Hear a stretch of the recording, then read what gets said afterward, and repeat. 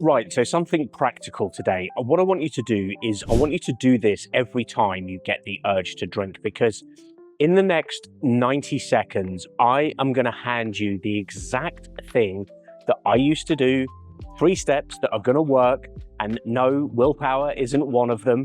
But first, why should you care? I mean, here's why. If you've clicked a video about the urge to drink, some part of you already knows that there's a problem. It might just be, 1%. Not all of you, 1%, might be more than 1%, but let's just say there's 1%. And if that's genuinely not you, then no hard feelings. You may as well click off this video, go and watch something else, because this is going to be basically a waste of your time. But if you are still here, so that, if that 1% is real in you, stick with me, okay? So I used to think that the urge to drink was the problem. It's not. The urge to drink it's the symptom, it's the messenger.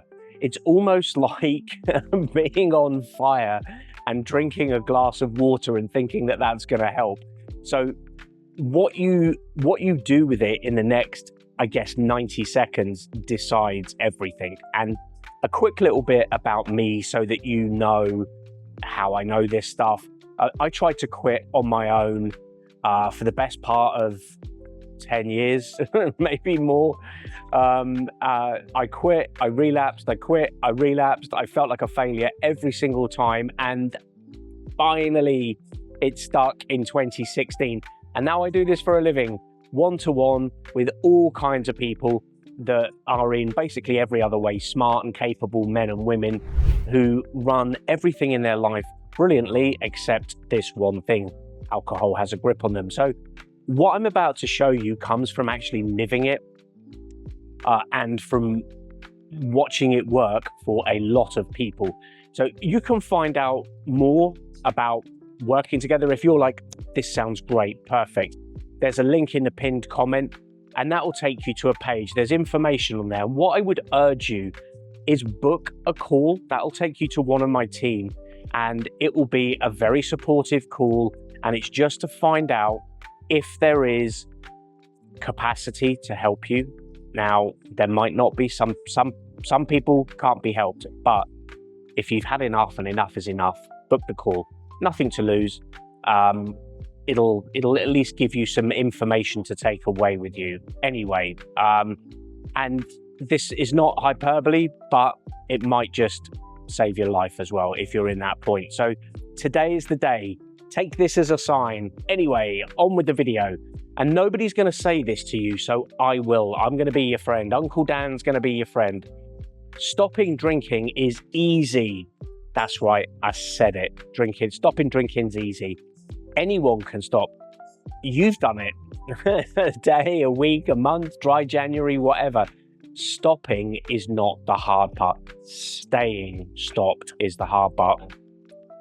And the reason that you keep landing back on day one is that nobody ever taught you that sobriety is 10% not drinking, not putting alcohol in your mouth, and 90% everything underneath.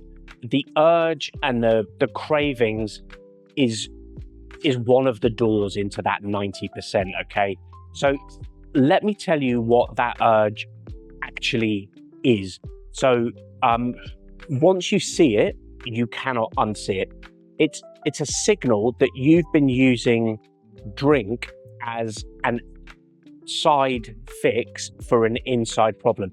You have been outsourcing your emotions to alcohol. So stress is going to show up. You have a drink. Lonely, have a drink. Bored, have a drink. Wound up, overwhelmed, celebrating. Drink, drink, drink, drink, drink. Over years, sometimes decades, your brain has learned to turn every uncomfortable feeling into go and get a drink. And there is a name for that. We ready? It's Pavlovian conditioning. Now, if you don't know who Pavlov is, then you need to go and Google Pavlov and Pavlov's dog and then come back. But I'm assuming that you know what that is. And I'm using that on purpose. The bell rings, the dog salivates, okay? So for years, that trigger point, whatever it is, that 5, 6 o'clock hits, maybe the kids are loud, your inbox is a mess, and your hand is already reaching for that drink, isn't it? And that's a pattern. And the good news is that patterns can be interrupted. They can be changed because you got into this mess so you can get out of it. This is why white knuckling, willpower doesn't work. When you grit your teeth and force it, you're trying to outmuscle that pattern with willpower. And willpower is a finite tank. It's a muscle, and muscles get fatigued. By 9 o'clock, the tank is going to be empty and the drink is going to win, because willpower was always going to run dry. Trying to beat like a decade-old pattern with willpower is like trying to arm wrestle a forklift truck. You'll lose. And it's got nothing to do with how strong you are. You know, the strongest person in the world can't arm wrestle a forklift, to continue the metaphor. So what do we need? We need something better. Of course we do. We need something better than willpower. We need a skill. And here's the exact thing that I did every single time. 3 steps. It's going to take you 90 seconds. And I want you to try it the very next time that you feel that pull to alcohol, okay? So step 1, all right? This is name it. And I want you to name it out loud. Say something like, right, this is just the urge to drink. That's it. Don't argue with it. Don't analyze it. Don't get into the whole debate about whether you can have just one. Just name it. Because the urge with the most power over you is the one that you're wrestling with in silence, okay? You're stealing its power. The second you name it, this is the urge to drink, you know, you call it out, something is going to shift inside of you. You're no longer fused with it, and you're not inside it, you're observing it, you're watching it. And an urge that you can watch and you can see is an urge that you can work with. It's no longer hiding like a vampire in the dark. It's going to do this key thing, which is it's going to kill the argument in your head. So naming the urge is going to collapse this whole field around you. So it's going to collapse that. Now, step 2, this is locate it. Where is it in your body? Is it in your chest, your stomach, your jaw, your throat? Just find it. Where is that urge? Don't try and make it go away. Don't try to relax it. Just notice where it lives. Where is it? Because an urge is a physical sensation, and your brain is just slapping a label of I need a drink on it. But the sensation itself, that tightness, the restlessness, like a low-grade panic almost, none of it actually needs alcohol. It just needs you to feel it. And when you locate it, instead of drowning it in booze, you notice the thing no one that's actually drinking gets to see.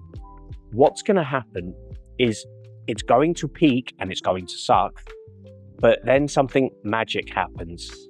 It passes. Urges are waves. They build, they crest, they fall away. We never see it because we never give it time. We always break and give in to the urge. We pour a drink on them before they break. But watch one just once and you'll see it rise. Hang there for 90 seconds, maybe a few minutes, and then it's going to start to ease on its own. Even a few minutes, I promise you it will go away. And without you doing anything, you just need to observe it. And yeah, it's going to suck. I know it's going to suck. That's the whole point. But you can do it. You're not going to die. So anyway, step 3 in all of this. And to be honest, this is the one that actually saved me. So, pay attention to this. Play the entire scenario forward. So ask what actually happens if I take that first drink, because I have the first, fine, then the second, then the third. How do I feel at 10? I finish the bottle, I pass out, wake up around 5 in the morning, crushing anxiety before I'm even properly awake. You think, oh, I've done it again. And now you've got the whole day to get through, to get kind of back on top of yourself. You've got, the look on your wife or husband's face, the confusion on the face of your kids. And under all of that is that self-loathing that's going to be sitting in your chest, the hangover and the dread just there all day. I mean, hell, all week. It's going to be omnipresent. And here is the trick that the urge is pulling on you. It never shows you like the bill, if you like. It sells you this fantasy of relief and quietly leaves out the next, 24, 48, 36 hours. So when we do the work together, we play the whole film, not just the fun car chase, not just the good bits. You play that whole thing forward. So this is what happens when I drink. This is what happens if I don't.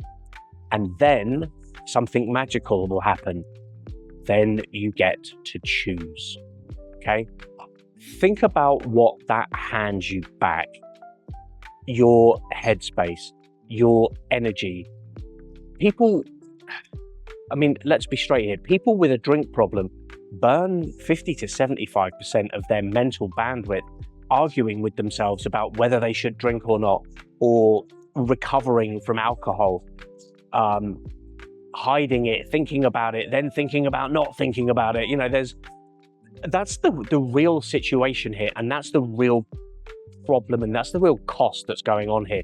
Like, imagine running your business, your life, your job, whatever, with all of that extra retail and bandwidth handed back to you.